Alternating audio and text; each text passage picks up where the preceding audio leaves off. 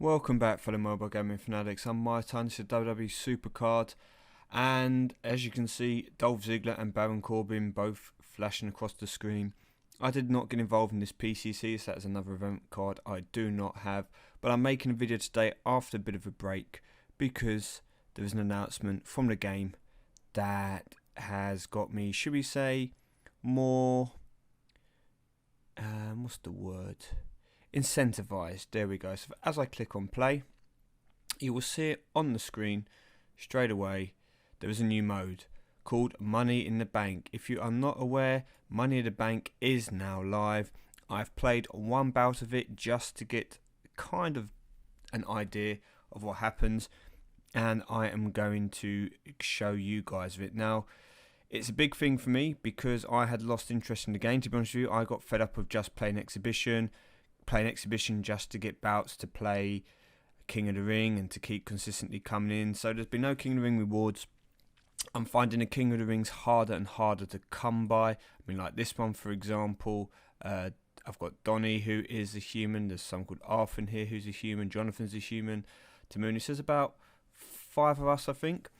But where I haven't been involved in all the events recently, my deck is becoming increasingly more difficult to beat human opponents. So as a result, I'm kind of not too worried about King of the Ring at the moment, but Money in the Bank could change that. So just as we are having a look here, before we go into it, let's come down for the Road to Glory that's going to start in a few hours time. The sub cards here, we'll just click on this.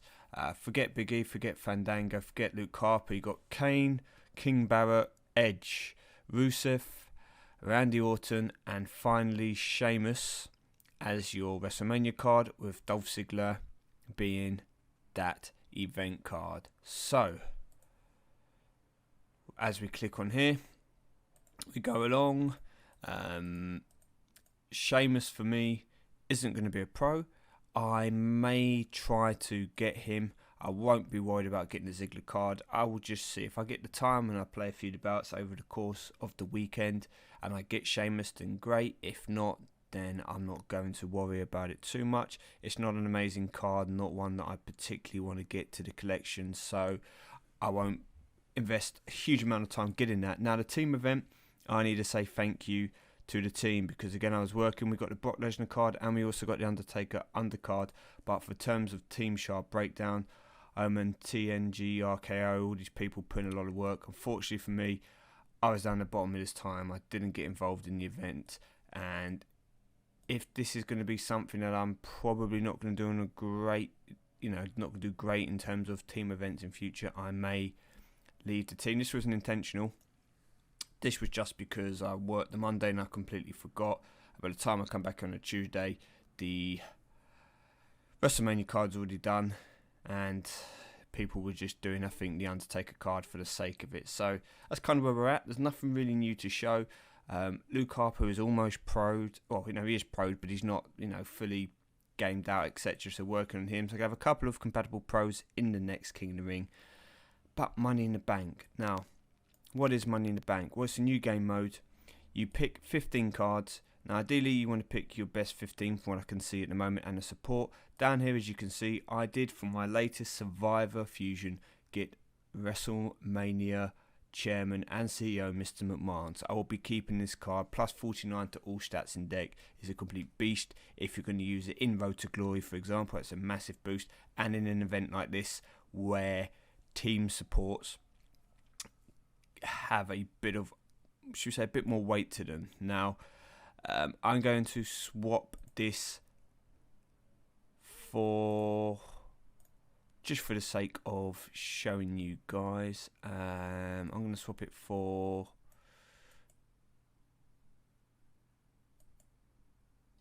nothing. It doesn't matter. Okay, it doesn't matter too much. So we'll leave that. So autofill, this is technically the best deck that I can put out there. As you can see, not all my cards are fully leveled up yet. Titus O'Neil's still got a bit more to go. Luke Harper doesn't make it in because he's not quite leveled enough, but he will be in here shortly. But we're going to, in fact, you know what? We're going to bring in Luke Harper just to make things a bit easier. So let's improve him.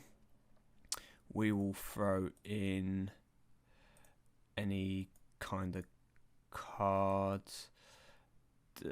We don't need Yusuf, so there we go. So just to get him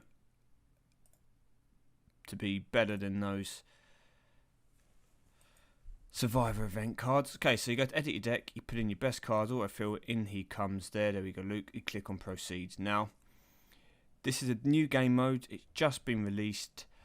Rewards expire in 40 days. Okay, so let's have a look at those rewards. Basically, you're going to fight to get contracts, and by getting X amount of contracts allows you to get certain cards. Now, if we scroll all the way back to the bottom, you can get draft picks. Now, moving on up from draft picks, you've got super rare, ultra rare, epic, legendary, survivor, and also WrestleMania cards. So we come to the bottom, Sheamus here, you can say you can get claimed 6 times. So if you are just starting out in the game, etc., this is a very good way for you to get pros in your tiers. Now, this game mode is continuous, okay? So it will roll over month to month. So if you don't spend your contracts, you'll keep them to the next month. If there's no rewards you want to get, you can obviously keep them for the next. Well, it looks like 2 months, to be fair. I'm not too sure how long the period's going to be. This one's obviously been going to be for just over 40 days. But let's say it's every 41 days. You don't have to spend your contracts. You can keep them. Now, Dean Ambrose, you can get 6 of as well in any period. Go to Kofi Kingston, it's probably going to drop to 4. Yep. Okay, and the same theory goes for John Cena and Alberto Del Rio. So what this means now is for 5,000 contracts, or 5,040, you can get an Alberto Del Rio. So you can get 2 WrestleMania pros per 40 days from this event. Now, how easy is it to get the contracts? Well, I've got 38 from my first match, so we'll come into that in a moment. But if it's a card you don't want, you can obviously save it up and then wait for the next month. Now, as we look at the cards here, you've got a Roman Reigns and the Seth Rollins cards, Money in the Bank. Now, these cards look awesome. I love the design. I love the background. I think the green is great. I think it's a colour which hasn't been utilised enough in this game. They've got a couple of blues, and they've done a lot with the red and blue. Given that the loading screen is red and blue, and that's kind of the theme of it, I think this looks great. And obviously, Money in the Bank, being the gold suitcase with the green writing on it, looks awesome. So you've got that Seth Rollins card, and you've got this WrestleMania Roman Reigns with the Money in the Bank briefcase as well. Now, looks awesome. 5,670 contracts, and you can claim 2, so you can make a pro. Now, I won't go and do this because it takes a bit longer, but if you look at the basic stats, okay, they are obviously better than your WrestleMania cards. However, they are not better in general than the event cards, okay? They are kind of on par, but they are not quite as good. So far, event cards will still generally be better than these Money in the Bank cards, but a very close second, okay? And depending on what the fusions look like, it could mean that the event cards people currently have could get slightly negated with these cards, which is why I am interested to see how this actually pans out, because it may mean that I will come back to this game to play a bit more Money in the Bank, etc., rather than waiting for Season 3.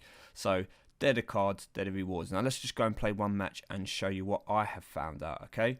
Now, they refresh every hour, but apparently you can get bouts now from the game. So by playing Exhibition, you can get bouts, okay? So you can get a reload, so you don't have to wait the 4 hour. I don't know how frequently they drop. There's a couple of other changes, like you can select all when it comes to training a card. Let me just see if I can actually do that for the moment. Improve, train. There should be a way to... Okay, so you can select all here, and it will let you select all button, automatically select all of the cards in the current filter that are unleveled and that are not pros, okay? So you don't have to worry about this. Becky Lynch, the Cesaro, etc. will not go, but this Ultimate Warrior would go, for example. You see, my Ryback won't go because he's a pro. Ultimate Warrior would. So you can lock the card you want to keep. I wouldn't get rid of all of these cards at the moment because I'd be keeping them for fusions. And any other card you've got since that you don't want, all those rares, those, say, commons, uncommons would just get picked up straight away and boom. Now that's big, because it is time saving even when it comes to PCC. So for those of you that are going to do the grinds in the PCC, this is going to be a massive time saver for you. Now with that said, let's come back in and click Money in the Bank and play. So this is the loading screen you're going to get. Takes about 10 seconds to load through. Okay, boom. Now you've got 6 of your 15 possible cards at the bottom and both your supports, and now you've got a pyramid. Now what happened last time is this contract up here is time 2. So you get this and it times all the contracts you get.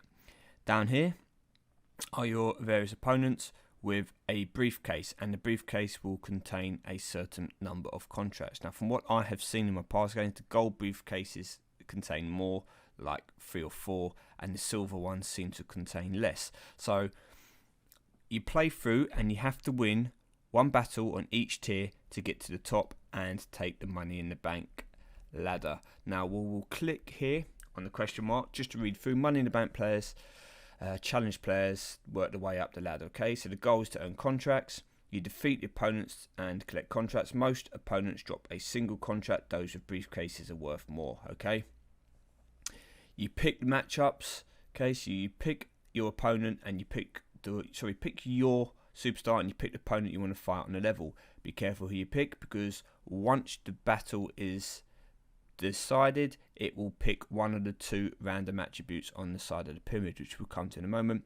Reach the top, get the 2 times, and you double the number of contracts you've got, and it tells you don't forget to claim your rewards in the store. Okay, so we come back.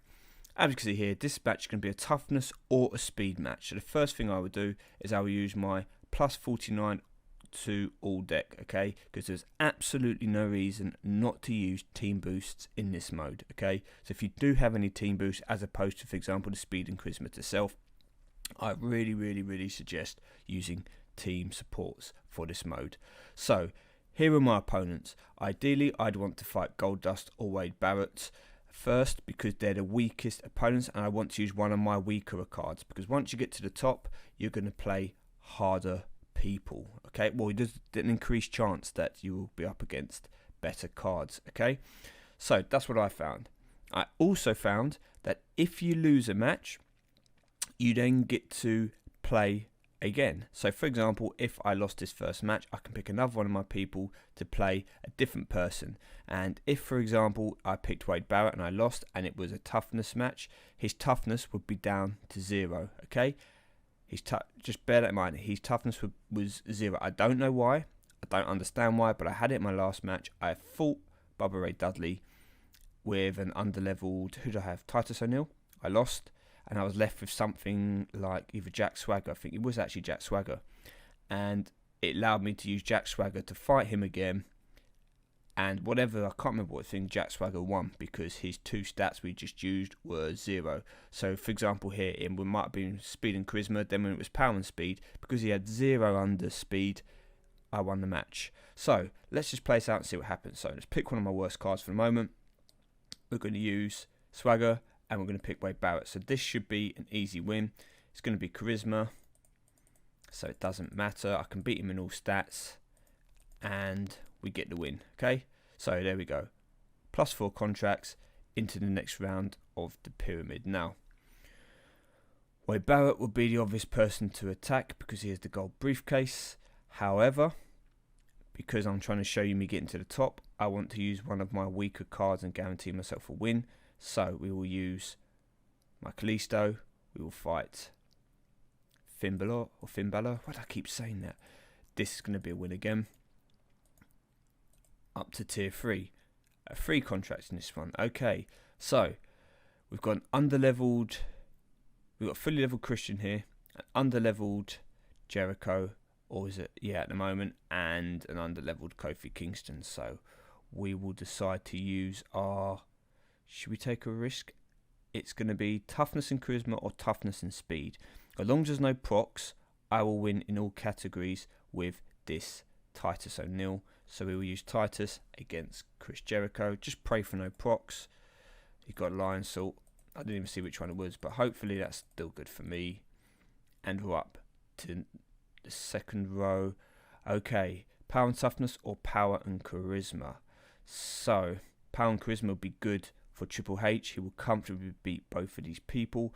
I could also take a risk with my Christian, but I'm going to use the Triple H here. I'm going to go against the Kalisto because he is a speed and toughness card.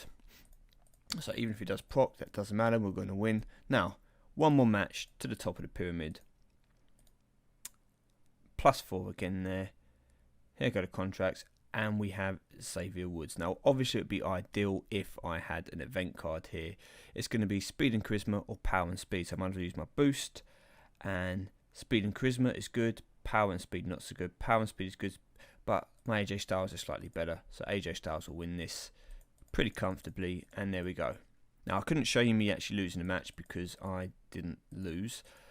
But I did have this situation where I didn't have quite as good cards at the end, and I lost that last match, and it allowed me to replay it with my last person. So it says, I'm sure you're just eating this moment up. Don't forget, this is my house. Now, we had another quote from Stephanie just before. Can't remember what it was. Something like, don't get too used to this or something like that when it was winning.